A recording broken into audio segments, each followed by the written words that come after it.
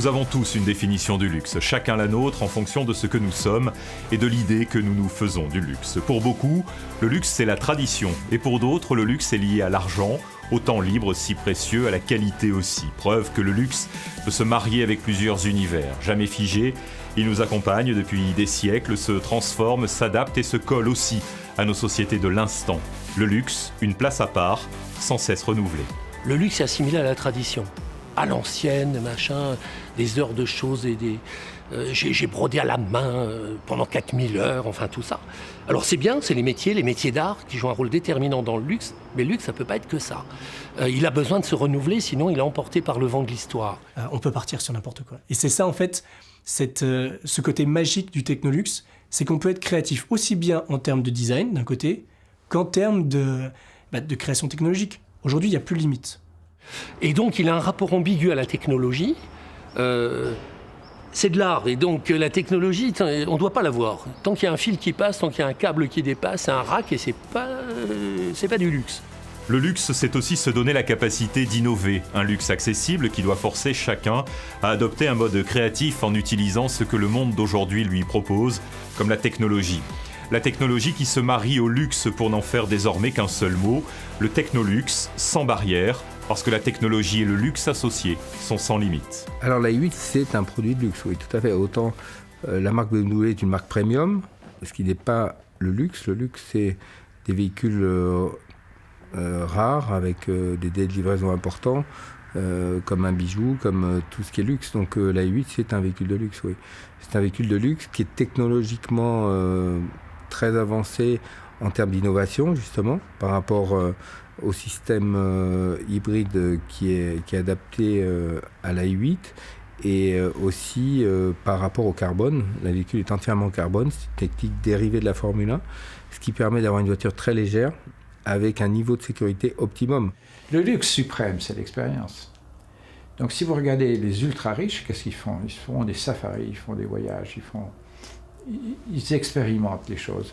Et dans le fond, l'avoir en tant que tel, une fois que vous l'avez, c'est nul. Au bout d'un moment, quand vous avez votre 7e Ferrari, vous faites quoi ? Le luxe, c'est d'avoir une voiture d'exception et qu'elle corresponde aux normes environnementales qui sont les normes qui vont de plus en plus être imposées au monde entier. Aujourd'hui, on se rend compte qu'on ne peut plus continuer, si je puis dire, sans faire évoluer, je dirais, les problèmes liés à la pollution, notamment. Et en tant que constructeur automobile, BMW a cette responsabilité-là. Ça permet aujourd'hui d'avoir des véhicules de plus en plus propres, de moins en moins polluants et toujours aussi performants. Et je pense que le luxe, c'est ça. Et avec BMW, on a vraiment toute une gamme qui s'adresse à une clientèle très large aujourd'hui, notamment avec le BMW Tourer, mais toujours avec ce point commun qui est le plaisir de conduire, le plaisir responsable avec très peu de consommation et très peu d'émissions de CO2. De nombreuses industries se sont emparées du luxe depuis longtemps. L'automobile en a même fait l'un de ses terrains de jeu et de profit pour marier le futile à l'utile. Mais aujourd'hui, le luxe pousse aussi les constructeurs automobiles à se dépasser pour associer de nouvelles technologies plus propres à son univers. BMW, créé en 1916, aura su en un siècle passer des moteurs d'avion atmosphériques à la voiture sportive hybride, tournée vers l'avenir, un vrai luxe pour une marque automobile connotée luxe. Ce qui est intéressant, c'est que l'Europe reste, à mon avis, l'épicentre où l'innovation dans le luxe va se créer pour les années, voire décennies à venir. C'est-à-dire, il y a du talent en Chine, il y a du talent aux États-Unis, il y a du talent partout. Mais ici, il y a une compréhension des codes qui remonte à des siècles. Et cette compréhension des codes, même si d'autres, comme des Chinois, pourraient dire nous avons nous aussi un long héritage, on n'a pas aussi long héritage des marques, de ces processus-là. Donc, et ce n'est pas par hasard que les meilleures écoles sont ici en Europe, que les meilleurs talents viennent en Europe pour le secteur du luxe, et il me semble continueront à venir, puisqu'il y a un écosystème ici qui permet l'émergence de talents-là, et notamment il y a des initiatives comme ici, que nous parlons aujourd'hui, qui essayent d'associer technologie et luxe, et là il y a aussi du potentiel par rapport à ça. L'avenir de notre planète n'est ni un luxe ni une priorité secondaire. C'est une urgence immédiate qui peut permettre à l'Europe de s'imposer comme l'épicentre d'une réflexion poussée et innovante autour du technoluxe. De Rigueur, en fait, est une jeune maison de haute maroquinerie, une maroquinerie de qualité, fabriquée entièrement là-bas en France pour des hommes de goût. Donc, on se positionnait clairement sur un marché très haut de gamme. Et donc aujourd'hui, le désir de mélanger le monde du luxe et le monde des nouvelles technologies, ça s'est imposé évident, puisque c'est un monde dans lequel innover, finalement, ça peut être clé aujourd'hui. C'est un monde qui est plutôt dormant, qui fait les mêmes choses, qui se répètent depuis quasiment 200, 300 ans. On a des produits magnifiques, on travaille sur un marketing du rêve. Mais aujourd'hui, innover dans ce secteur, ça peut complètement rebattre les cartes d'un secteur qui est dominé par des acteurs depuis justement 200 ans. On voit par exemple dans la maroquinerie, le secteur qui m'intéresse aujourd'hui, des acteurs comme Hermès ou Louis Vuitton qui sont implantés et indélogeables. Aujourd'hui, nous travaillons sur un projet particulier qui est une poche connectée qui permettrait de recharger son téléphone portable de façon embarquée. Je ne rentre pas vraiment dans les détails puisque nous sommes en plein développement dessus et que nous travaillons pour déposer 3 brevets. Mais donc un projet comme celui-ci, c'est très intéressant parce que ça mêle d'un côté l'obsolescence programmée des nouvelles technologies et de l'autre côté, le côté intemporel des produits luxueux. Et ce challenge, il est justement au cœur du technoluxe. La constatation qu'on a eue, en fait, c'est que le marché du luxe, c'est un marché qui est complètement désorienté par rapport à la valeur d'usage. Mettons par exemple un sac Hermès. Finalement, est-ce que ça n'a pas la même valeur d'usage qu'un sac Eastpak ?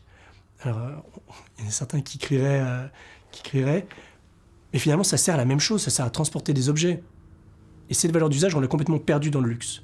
Finalement, on redonne la valeur d'usage à des produits beaux. On s'adresse à une clientèle hyper exigeante. Il faut donc que la technologie soit intégrée de façon la plus propre, la plus design, la plus élégante possible, la plus discrète. Aujourd'hui, les modèles sur lesquels on va travailler de notre prochaine collection connectée, c'est les modèles dans lesquels la technologie n'est pas du tout apparente. Pas de fil, pas de carte électronique qui traîne. Enfin, on veut vraiment que ce soit un produit qui soit hors du commun, magnifique. Le luxe est aussi associé dans notre imaginaire à un certain art de vivre, une manière d'être qui repose parfois sur certains accessoires comme la maroquinerie, qui a peu évolué depuis des décennies et qui aujourd'hui ne se prive pas de goûter au technoluxe pour suivre nos besoins actuels et à venir, en conservant ce qu'elle est depuis toujours. C'est un moment très très intéressant que nous vivons, c'est-à-dire il y a plein d'opportunités, il y a plein de changements, c'est-à-dire que l'univers du luxe il a connu des années très fastes, depuis 2009 jusqu'à 2012, 2008-2012, notamment parce que la Chine a émergé comme un client majeur pour les luxes, c'est-à-dire c'est une époque un peu dorée. Et depuis 2-3 ans, il y a pas mal de changements parce qu'il y a une évolution des goûts de la clientèle chinoise, parce qu'aussi en Europe, l'économie elle traverse une période qui est assez compliquée. Donc on redécouvre, on réimagine, on change ce qui était la conception du luxe jusqu'il y a peu, mais c'est aussi plein d'opportunités pour tout un tas d'acteurs qui savent intégrer la technologie, l'innovation dans ces domaines-là. Le beau, l'esthétique, le futile, et désormais le pratique, le sécurisé, le connecté même. Le technoluxe bouscule nos idées préconçues et notre propre définition du luxe. Les dictionnaires, qui se doivent de conserver qu'une seule définition de chaque mot, vont donc devoir s'adapter et innover pour glisser le technoluxe au cœur du luxe, un défi rédactionnel, poétique et technologique. Elle ne peut pas casser les codes de la même manière dans les luxes parce qu'il y a une courbe d'initiation, il y a une courbe d'apprentissage. Donc, dans tout ce qui est fonctionnel, la techno peut avoir un rôle disruptif tout de suite. Dans notre univers qui est plus sur la symbolique, il faut d'abord comprendre ces codes-là pour après pouvoir les casser.